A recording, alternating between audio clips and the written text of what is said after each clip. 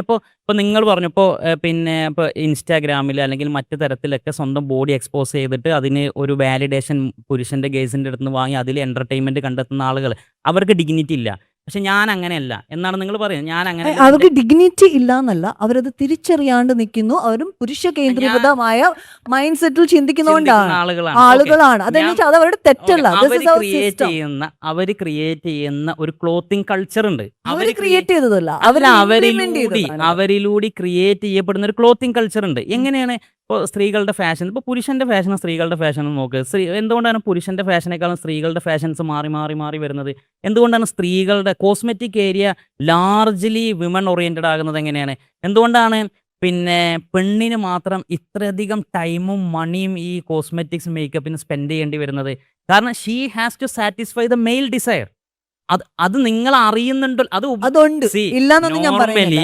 90% ഞാൻ പറയുന്നുണ്ട്. നോർമലി കോഴിക്കോട്ട് അങ്ങാടിയിൽ കുറ്റിച്ചെറൊരു വീട്ടിൽ നിന്ന് രാവിലെ പുറത്തിറങ്ങുന്ന ഒരു പെൺകുട്ടി കണ്ണാടിന്റെ മുമ്പിൽ അരമണിക്കൂർ അണിഞ്ഞൊരുങ്ങുമ്പോൾ അവളുടെ ചോയ്സ് ആയിട്ടാണ് ഒരുങ്ങുന്നത്. പക്ഷെ അവൾക്ക് അറിയില്ല largely she satisfying male desire. അത് പ്ലാൻ ചെയ്ത് വെച്ച കുറേ സാധനങ്ങളുണ്ട്. അത് അതിലൂടെ അവളുടെ സപ്രസ് ചെയ്യപ്പെടുകയാണ്. അങ്ങനെയാണ് അവൾ പുറത്തേക്ക് ഇറങ്ങുന്നത്.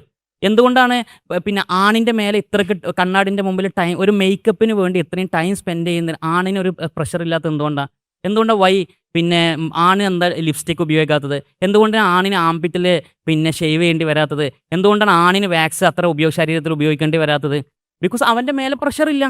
ആണിന് അത്ര പ്രഷർ എടുക്കേണ്ടി വരുന്നില്ല. പക്ഷെ പെണ്ണിന് എപ്പോഴും നിങ്ങൾ ആലോചിച്ച ഒരു ബ്രൈഡ് ആൻഡ് ഗ്രൂം ഒരു കല്യാണത്തിന് ഒരുങ്ങുമ്പോൾ അവിടെ പിന്നെ ഒരു ബ്രൈഡ് എത്ര ഹവേഴ്സ് സ്പെൻഡ് ചെയ്യുന്നത് ആ സ്റ്റേജിലേക്ക് കയറാൻ? May be more than 10 hours, 2 ദിവസം എടുത്തിട്ട് അത്രയും സമയം. ആ മെയിലോ അവൻ്റെ മേലെ പ്രഷർ ഇല്ല. പക്ഷെ ഒരു പെണ്ണിൻ്റെ മേലെ പ്രഷർ ഉണ്ട്. ആ പ്രഷർ ഇല്ലാതെ അവൾ കയറാൻ കഴിയില്ല. കാരണം എന്തുകൊണ്ടാ വെച്ചാൽ അവളുടെ പിന്നെ വാല്യൂ എന്നുള്ളത്, ഒരു സോഷ്യലി അക്സെപ്റ്റഡ് വാല്യൂ എന്നുള്ളത് അവളുടെ സെക്സ് അപ്പീലിലാണ്, അവളുടെ സെക്ഷുവലി അട്രാക്റ്റഡ് ബോഡിയിലാണ്.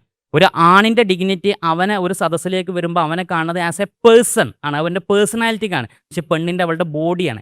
ആണിൻ്റെ പേഴ്സൺ ഫസ്റ്റ് ആണ്, പെണ്ണിൻ്റെ ബോഡി ഫസ്റ്റ് ആണ്. അങ്ങനെയാണ് നമ്മൾ ട്രീറ്റ് ചെയ്യപ്പെടുന്നത്. അതിനെ സാറ്റിസ്ഫൈ ചെയ്തുകൊണ്ട് നമ്മൾ ഡ്രസ്സ് ധരിച്ചുകൊണ്ടേ ഇരിക്കുകയാണ്.